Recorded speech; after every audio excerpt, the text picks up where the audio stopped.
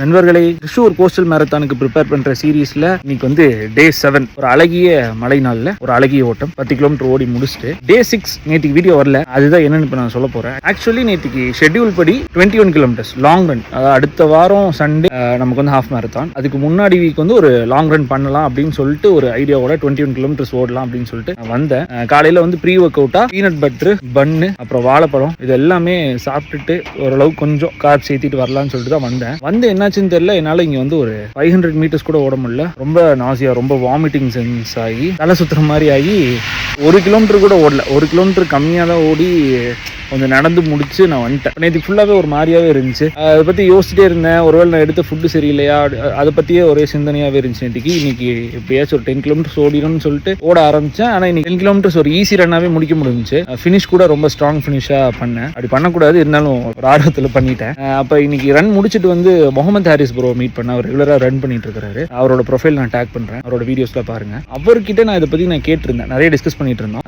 கண்டிப்பாக ஏதாச்சும் ஒரு நாள் இப்படி நடக்கும் ப்ரோ. வீக்லி மைலேஜே நம்ம வந்து 30-40 வச்சிருப்போம்.